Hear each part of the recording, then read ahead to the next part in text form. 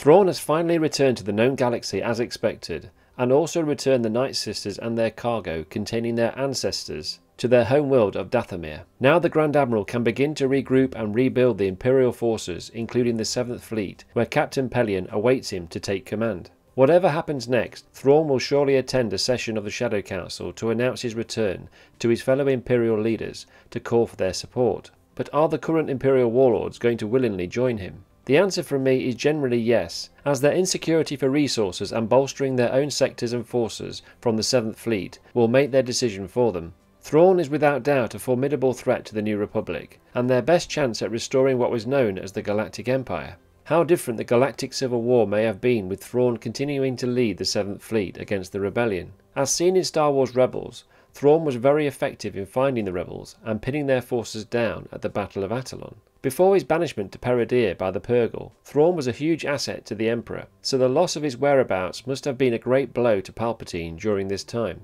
Maybe the course in which Tarkin took to pin down the rebels at Yavin 4 may have taken a different course with the first Death Star, had Thrawn found them first. In Thrawn's opinion, the Death Star was not a good use of Imperial forces, and instead felt the Empire's attention should be best focused on building a diverse array of Imperial Navy and Army forces to maintain governance across the galaxy.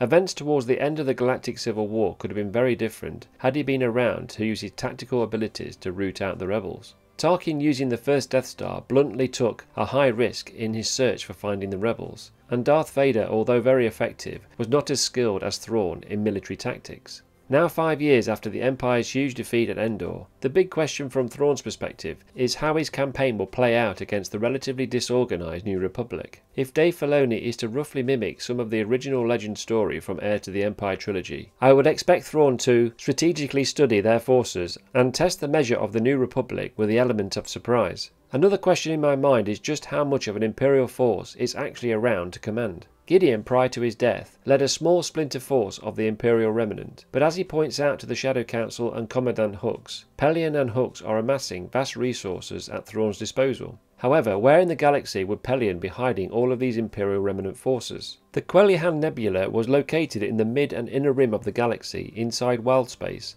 as part of the expansion region. The region covered many systems and sectors and was a significant area to join other Imperials who fled to this part of space after the Battle of Jakku in 5 ABY. Grand Moff Ran led a splinter Imperial remnant to the Quellihan Nebula after the Empire's final stand against the New Republic at Jakku. The Grand Moff must have known that the nebula contained ionized gases which would ensure the New Republic sensors could not detect them, allowing the Imperials to amass a large fleet without being noticed. Indeed, this is where some of the Imperial warlords on the Shadow Council could be holding their sectors. There's lots of potential covered in canon already for a large Imperial remnant to exist. It has been a while since we've seen any major live-action space battles in Star Wars, so I hope Thrawn's campaign will show us some new large conflicts in future productions. For more Imperial Explained videos, please give a like and subscribe.